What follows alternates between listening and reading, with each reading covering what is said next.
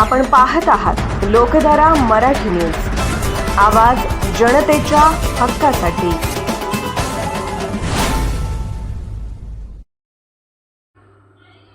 बाळूमामाच्या मेंढरांनी बागडेबाबांच्या पालखीभोवती घातले रिंगण, भाविकांच्या डोळ्याचे फिटले पारणे। गुंजे गावच्या माळरानावर श्री संत बागडेबाबांची पालखी येताच बाळूमामांच्या मेंढरांनी पालखीभोवती रिंगण घातले। यावेळी हबप तुकाराम बाबा महाराज व भाविक उपस्थित होते। राष्ट्रीय संत गाडगेबाबा यांचे परमशिष्य वैराग्य संपन्न संत बागडेबाबा यांनी सुरू केलेली चैत्रवारी पायी दिंडी वर्षानुवर्षे श्रद्धेने पुढे चालत आहे। काळ बदलला, परिस्थिती बदलली, पण या दिंडीची भक्ती आणि परंपरा आजही तितक्याच दृढपणे जिवंत आहे। चिखलगी भुयार मठाचे मठाधिपती व श्री संत बागडेबाबा मानवमित्र संघटनेचे सर्वेसर्वा हबप तुकाराम बाबा महाराज यांच्या मार्गदर्शनाखाली ही दिंडी यंदाही पंढरपूरकडे निघाली आहे। 15 लाखाच्या सागवानी आकर्षक रथात पालखी बुधवारी जत तालुक्यातील गोंधळेवाडी येथून निघाली आहे। शुक्रवारी पालखी गुंजे गावच्या माळरानावर येताच त्यावेळी श्री संत बाळूमामांच्या मेंढरांनी श्री संत बागडेबाबांच्या पालखीभोवती रिंगण घातले। या दिंडीची खरी ओळख ठरली ती सुरुवातीलाच पार पडलेल्या बाळूमामांच्या मेंढरांच्या रिंगण सोहळ्याने। त्या क्षणी वातावरण जणू भक्तिरसाने भारावून गेले। पालखीसमोर उभ्या असलेल्या भाविकांच्या गर्दीत एक वेगळेच शांत वातावरण निर्माण झाले होते। बागडेबाबांच्या पालखीभोवती मेंढरांनी हळूहळू फिरत रिंगण घालायला सुरुवात केली आणि पाहता पाहता त्या साध्या कृतीने भक्तीचा महासागर उसळला। टाळ मृदुंगाचा निनाद, नामस्मरणाचा गजर आणि त्या रिंगणात दिसणारी निरागसतेने सर्वांचे लक्ष वेधून घेतले। रिंगण हा केवळ परंपरेचा भाग नसून श्रद्धेचा जिवंत स्पर्श आहे, याची प्रचिती यावेळी प्रत्येकाला आली। बाळूमामांच्या मेंढरांच्या या रिंगणामुळे दिंडीच्या प्रारंभीच भक्तीचा उच्चांक गाठला गेला। बुधवारी गोंधळेवाडीतून निघालेली दिंडी चिखलगी भुयार मठ येथे मुक्कामी थांबली। गुरुवारी पहाटे पुढे जाल्याळ येथे अमृत पाटील यांच्या घरी मुक्काम, त्यानंतर शुक्रवारी गुंजेगाव येथे प्रफुल्ल पाटील यांच्या घरी दिंडीचा मुक्काम राहणार आहे।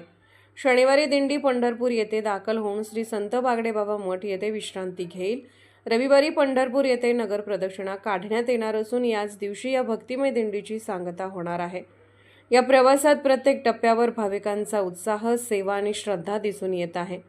दिंडीत सहभागी होणाऱ्या भाविकांसाठी जेवण, पिण्याचे पाणी तसेच निवासाची उत्तम व्यवस्था संयोजकांकडून करण्यात आली आहे। प्रत्येक मुक्कामस्थळी भाविकांची गैरसोय होऊ नये यासाठी विशेष नियोजन करण्यात आले आहे।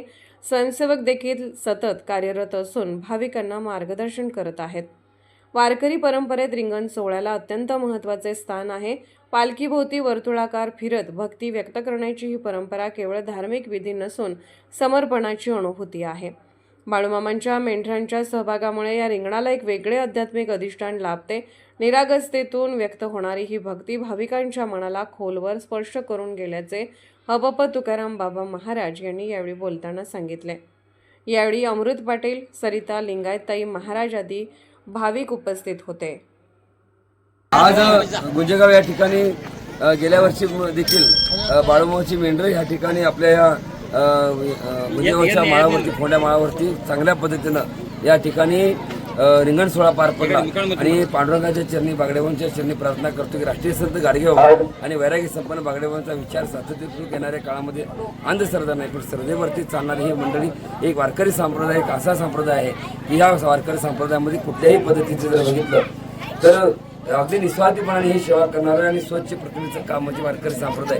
महाराष्ट्रामध्ये अनेक संत बघितले तर वेगवेगळ्या माध्यमातून वेगवेगळे संत बघायला भेटतात, पण जगाची कल्याणी संतांची भूती, ध्येय कटोती, परोपकारी राष्ट्रीय संत गाडगेबाबांसारखा विचार येणाऱ्या काळामध्ये सर्वांच्या मनामध्ये असणं अत्यंत गरजेचं आहे। तोच विचार घेऊन, तोच वारसा घेऊन आम्ही पंढरपूरला भुयार ते पंढरपूर पायी दिंडी आम्ही काढतो आणि त्या ठिकाणी आज गुंजेगावाच्या या माळावरती प्रत्येक वर्षी मेंढराचा रिंगण सोहळा या ठिकाणी होतोय। पुढच्या वर्षापासून आम्ही घोड्याचा रिंगण सोहळा देखील करण्याचा संकल्प यावर्षी करतोय। पांडुरंगाच्या चरणी सगळी सुखी समाधानी एवढं मोठं युद्ध चालू आहे आणि सिलेंडर मिळत नाहीत, बाकी अनंत अडचणी आहेत, त्या सगळ्या अडचणीतून दूर हो असं साकडा मी पांडुरंगाच्या चरणी घालतोय।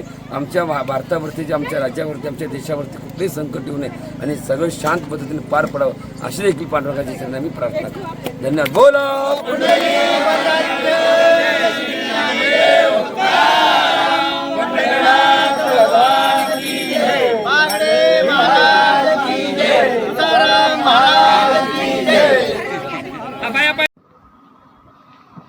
लोकधारा मराठी न्यूजला लाईक करा, शेअर करा आणि सबस्क्राईब करा.